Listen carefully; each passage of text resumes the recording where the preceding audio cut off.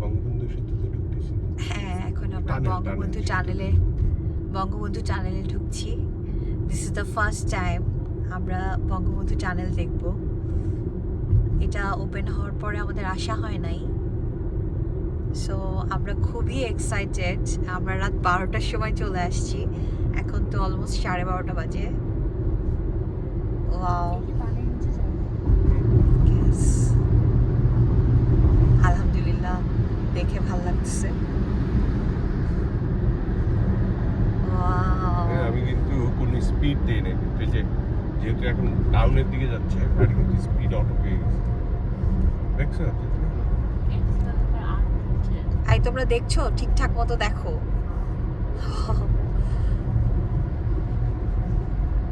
বাহ,